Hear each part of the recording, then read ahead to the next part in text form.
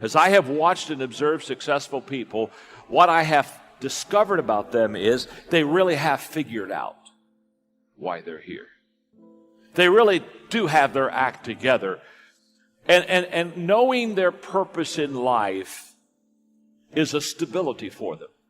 So that when everyone else is rocking and rolling and things are a little unsteady and people are kind of leaving the ship and people are kind of abandoning their causes, these people, they hold steady right throughout the storm because they have a true North Star. They truly are focused. It becomes an anchor in their life that just holds them steady. And the anchor is a confidence based upon a knowledge of purpose. And I say to you that if you begin to take a conscious effort to find out what it is that you're supposed to do, I say that it can literally save your life. Life happens for you. It happens for you. Opportunities will come to you every day. It's either for you, you can remain scared of the opportunities, or you can embrace them and take them.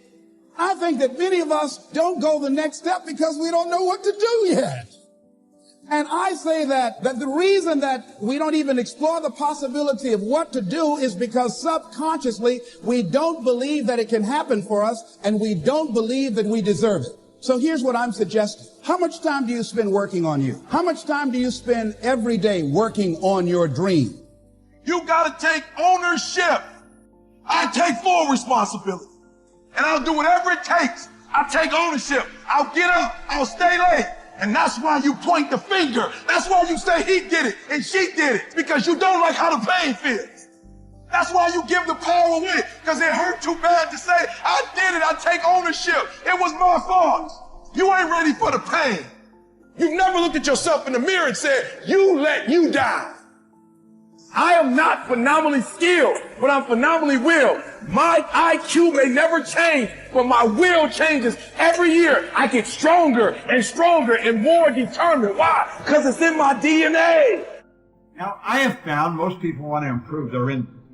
You know, there's two things that you must know if you really want to create wealth. You have to know where you are, and you have to know where you're going. Now, that is so simple and so obvious. Why are so many people stuck? Think about it for a moment.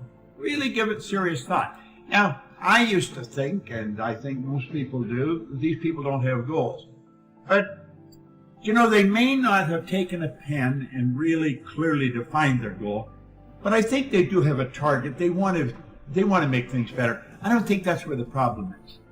I think the problem's right down here in where we are. Most people don't know why they're where they are. You see, I have found one thing. Everyone knows how to do a better job than they're doing. That's not the problem. We do know how. The problem is we're not doing what we know how to do. Why aren't we? Well, there's an answer to that, and there's your answer. It's paradigms. Paradigms are the problem. Why is it that paradigms are holding us back? Well, I think we have to ask ourselves, what is a paradigm? A paradigm is a mental program that has almost exclusive control over our habitual behavior. And almost all of our behavior is habitual. You know, Joel Barker wrote a book on paradigms way back around 1990. He said to be able to shape your future, you have to be willing and able to change your paradigm. Success is a doing. You've got to actually do it. Activity is high priority in the life process to try to get maximum benefit out of what we have available. Activity.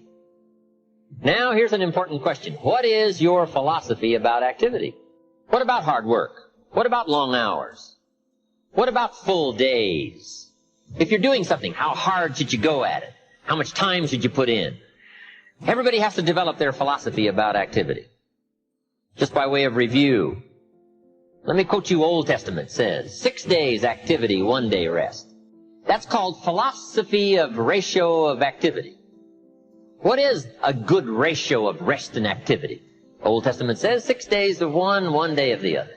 We've all got to have a philosophy about activity, because your philosophy of activity will affect the rest of your life. Not to think so is naive.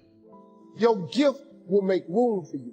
Now, what is your gift? It's the thing that you do the absolute best with the least amount of effort. That's your gift. Quit running away from the gift.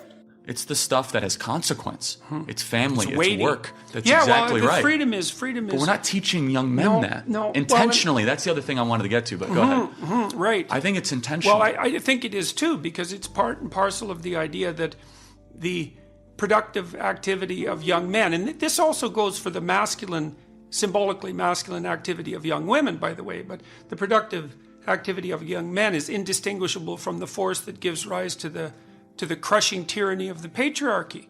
It's like, well, and that also gives young men a moral excuse not to engage in life. It's like, well, productive activity is for fools. I see it all the time. I've been told I'm a horrible person my whole life. What use is this to me? I'm going to go play video games in my basement. Yeah, well, and it gives an excuse to the useless part of men that don't want to succeed, because it's easy to sit around. I mean, it isn't, because the long-term consequences of that are just absolutely devastating. Yes. But see, so when we have a discussion about freedom, we might also say, well, the freedom is, I think this is right, it's freedom to pick your poison. It's freedom to pick your responsibility. That's correct. And you might say, well, that there's a set of weights in front of you that you have to pick up in order to stand yourself. Because that's the other thing I think about human beings. Well, conscientiousness is a trait. And we don't have an animal model for conscientiousness. In fact, we don't understand conscientiousness at all from a psychological perspective. Or Darwinian perspective. Well, that's more complicated, because conscientious men tend to do better, and so they're going to be more successful. But we don't have a model for what conscientiousness is. But conscientiousness is, at least in part, the necessity to carry a load for yourself and for other people, or to suffer guilt and shame as a consequence. And so that seems built in, especially to conscientious people. Now, conscientious people tend to be more conservative, because that's one of the predictors of conservatism. But it could easily be that freedom is the freedom to choose your yoke, let's say.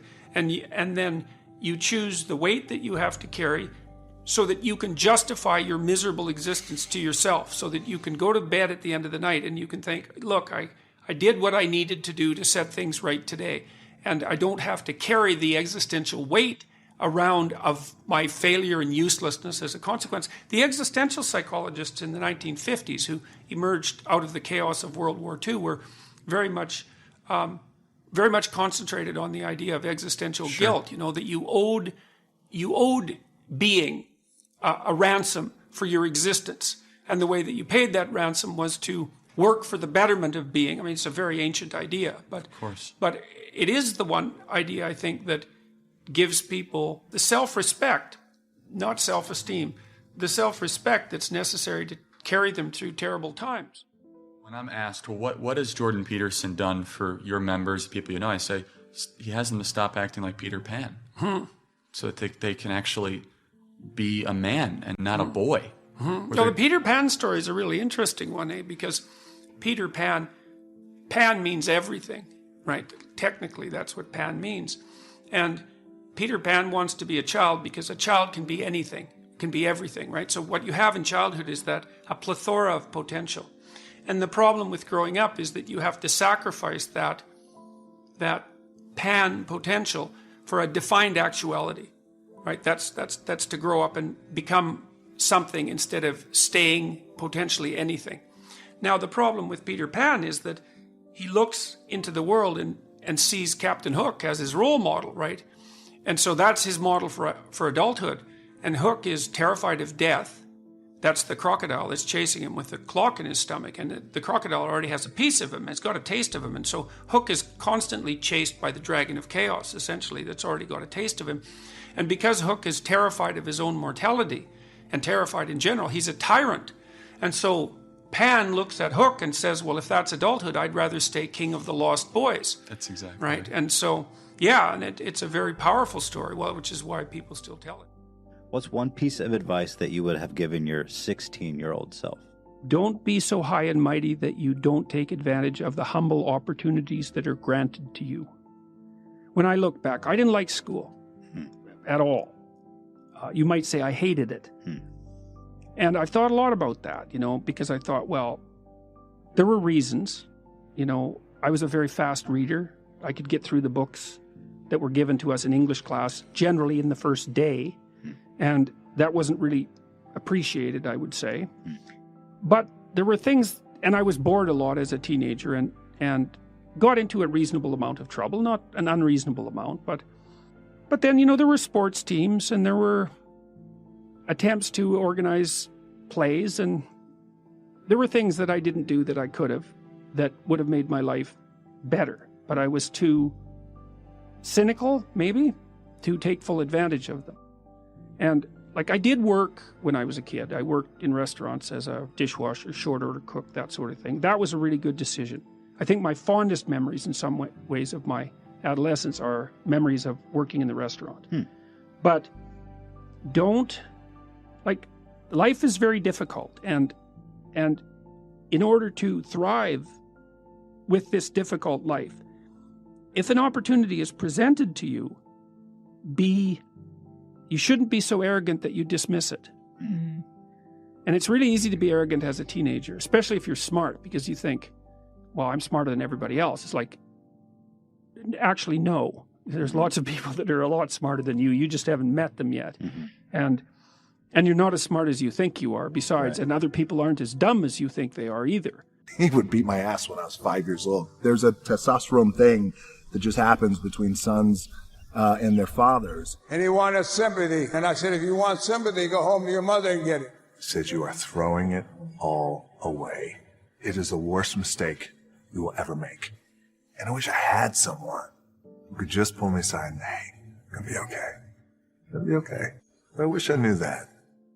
My dad got into professional wrestling in the 60s and the 70s. 250 pounds, Rocky Johnson. Where it was an all-white wrestling business, an all-white audience. And at that time in the late 60s, where racial tension and divide was still very strong and the wounds were still there. But he was able to change behavior, the audience's behavior. So this all-white audience who would never cheer a black man cheered him in these arenas. He would get up at usually 5:30 in the morning, and he would say, if I get up, you're going to get up too. Yes. And I wouldn't work out, but he would just make sure that I was there and be with him. And that was our time that we could spend together. My dad always said too, that regardless of what you do in life and where you go, respect is going to be given when it's earned, and you have to go out and earn it every single day. The thing that has worked for me is to remember the hard times. I was evicted when I was 14. We were kicked off the island. We couldn't live in Hawaii. Had no place to live. My mom and I came home, and I'll never forget, the rent was $180 a week. And there was an eviction a week. And there was an eviction notice on the door. And it was the final eviction notice. My mom started crying, and I never forgot in that moment. It was a seminal moment for me because I felt like I never want to be in this position again. What can I do? So at 14 years old, I thought, well, the heroes in my life, Muhammad Ali, for example, professional wrestlers, they're all men who have worked hard with their hands and they built their body. Yes, that's what I'm going to do. I'm going to do what my dad taught me and these other heroes. I'm going to go build my body so we're never evicted again. And at that time, we were at an all-time low, I think, with our family. And I am already a pretty big boy, 6'4", 200, maybe 20, 25 pounds. I had a very bad mustache. I had a chip on my shoulder. Fresh into this high school in Bethlehem, Pennsylvania, Freedom High School. A teacher comes in. His name is Jody Swick. Tough guy. He shook my hand. I'll never forget that shake. He said, I want you to do something for me. Yes? I want you to come out and play football for me. I said, okay. And I went out and I played football for Jody Swick. And he was our head football coach. And he became a father figure to me and a mentor. I fell in love with the game of football, and I started getting recruited from every college across the country. My thought process started to change. That's when I started thinking about goals and what I wanted to accomplish. My goal was to play in the NFL. Again, because we didn't have a lot of money, so I wanted to be the first one to buy my parents a house, and the dream didn't come true. I didn't get drafted. I didn't get any offers, nothing. I had to work up in Canada at the Canadian Football League. When I was cut from there, my dad had to come pick me up And I'll never forget, we were on I-75. He lived in Tampa, came to Miami, got in his pickup truck. We drove up I-75. And I'm 23 years old. I am forced to move back in with my parents. He got sassy with me one time. It was about 1.5 miles from home. And he wanted sympathy. And it was pouring down rain. And I said, if you want sympathy, go home to your mother and get it. And I wish I had someone at that time who could just pull me aside and, hey, it's going to be okay. After about a month and a half of staying in that little apartment and cleaning, I got a phone call from the head coach of the team who cut me, the head coach of the Calgary Stampeders. He called me and he said, hey, I know we cut you, but I'd like you to come back. I said, okay, I appreciate that, coach. Thank you very much. I'll think about it. He said, okay, great. I hung up the phone, and my dad said, you're going to do it, right? I said, no, I don't think so. And he goes, what? I said, my gut tells me I'm done. He said, what are you going to do? I took a deep breath. I said, I'd like to get into the business. He said, what business? I said, the wrestling business. He said, you are throwing it all away. It is the worst mistake you will ever make. He said, you're ruining your career. At that time, we were living in a small apartment in Tampa, Florida, and he said, look around. This is what I have. I don't have anything. And I don't want that for you. I said, maybe I'll be no good. But I feel like in my heart I have to do this.